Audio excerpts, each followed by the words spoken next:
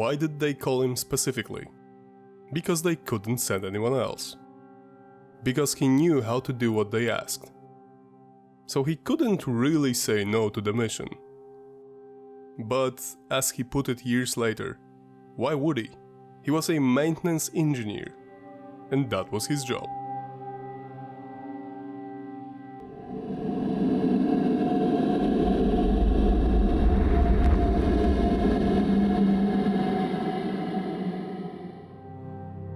Hello guys.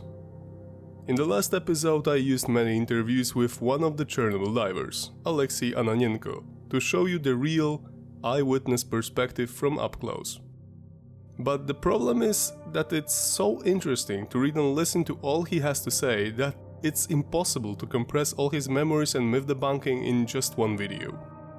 So today we continue the same topic. You will hear about the volunteering part and the view on HBO's Chernobyl. Don't want to keep you waiting. Let's start. Chornobyl Divers. The man behind the myth. Part 2. Aleksey remembers everything clearly. He recalled acting kind of superstitious when he saw the destroyed reactor building for the first time. But even before that, he saw the streets being cleaned by chemical units using foam. He then realized that something terrible must have happened. And later events only confirmed it. Ananenko is often visibly saddened when speaking about the victims in front of a camera. He remembers that the firefighters were immediately taken to Moscow to be separated in a single room each, as the officials told power plant workers. They were weak not only because of the injuries and the radiation, but even because of the blood the doctors drew from them. They knew that soon their bodies would stop producing necessary cells, so they preserved what they could.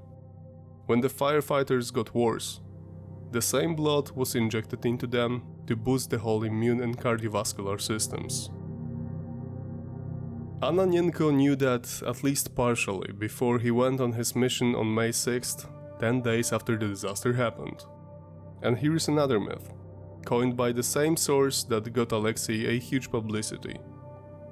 HBO's Chernobyl TV series. In the show, the divers were portrayed as volunteers. The whole scene where Aleksey tries to explain the situation and necessary action to the gathering of power plant workers and Szczerbina helps him with his powerful speech is another example of a good narrative, yet a pure imagination also. Ananenko said multiple times that despite never backing down from fulfilling his mission, there was no gathering, there was no speech given by Szczerbina, and no explaining the mission by Aleksey. Aleksey was called by his supervisor from Unit 2, where he worked as a senior engineer. He simply said to Ananenko that there was a task to do. Go into the basement and release the valves to drain the water from the reactor water tanks. As Aleksey recalled, it wasn't anything out of the ordinary. He worked there, he was an experienced engineer, he worked on that reactor, he knew the layout of the unit. It was really simple. They called him and told him what needed to be done. Then Ananenko called Baranov, who was the shift supervisor. But Boris was never under the reactor, so Aleksey asked to take one more person, Bespalov, also an engineer. Well, it was a good idea. 2 valves, 2 people. If Ananenko remembers it well, Boris Baranov entered the basement with them just in case, as he put it.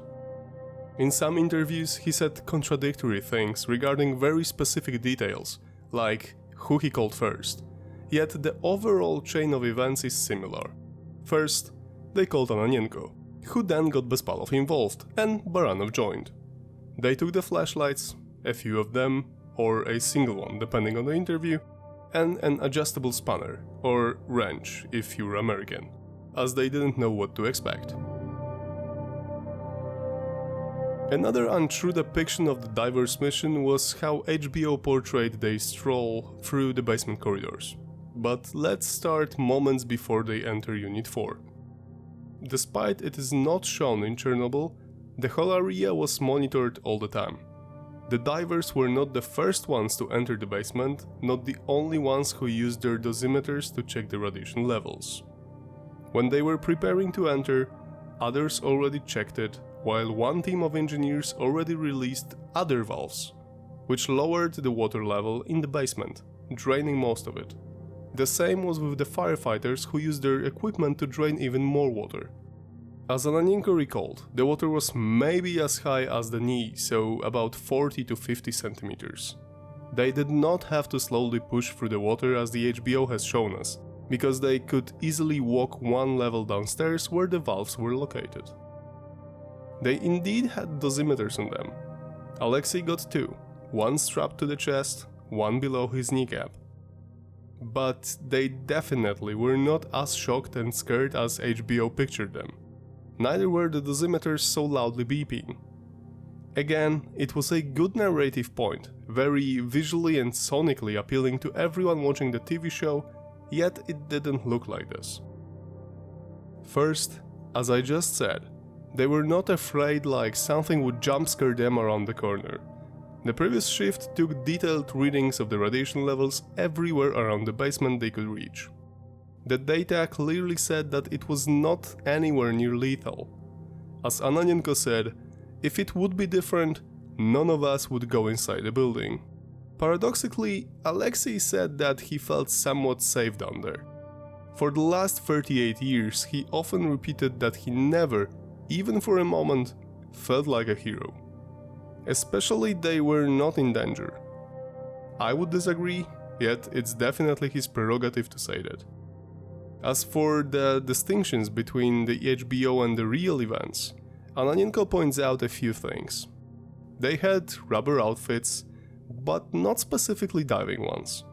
They had regular cotton hats and typical gas masks with filters. The dark corridors were not the overall scenery, as the light was absent in particular places. The switches didn't work where the corridor was flooded. But HBO didn't show one of the more interesting moments.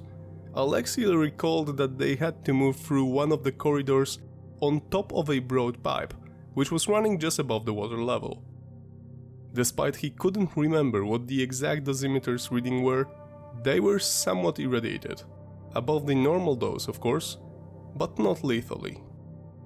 As for why they called him specifically, he has one simple answer. Because he knew how to do what they asked. They couldn't send anyone else, so he also couldn't say no to the mission. Yet, as he put it years later, why would he? He was a maintenance engineer, and that was his job. Aleksey watched the whole Chernobyl TV series probably more than just once.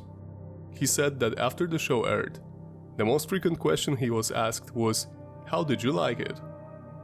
As he said, he liked it, yet the events were pictured as the Americans wanted to show them, not how it really was.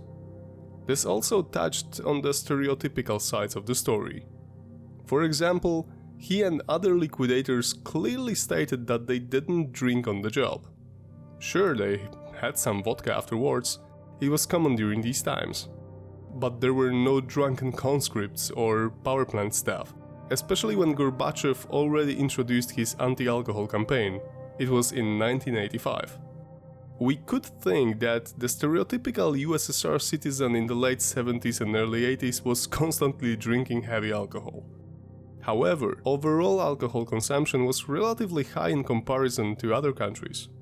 At the beginning of the 80s, alcohol abuse was widely recognized as a major cause of death, absenteeism, and low labor productivity in the Soviet Union. The productivity loss was estimated to be around 10% of the whole USSR's national income. So, yes, drinking was nothing out of the ordinary back then. But drinking during work or being drunk all the time was probably not an option and was frowned upon. Another example. Ananenko's on-screen version was a bit bigger man, with a mustache. The second part was really illogical for Oleksiy. He shaved his own mustache immediately after the disaster happened because it could gather radioactive dust. He's still somewhat disappointed that HBO didn't consult him in any way during the production process. Of course, that's just my opinion after reading and watching interviews with them. So, how did you like this episode? Did you learn something new?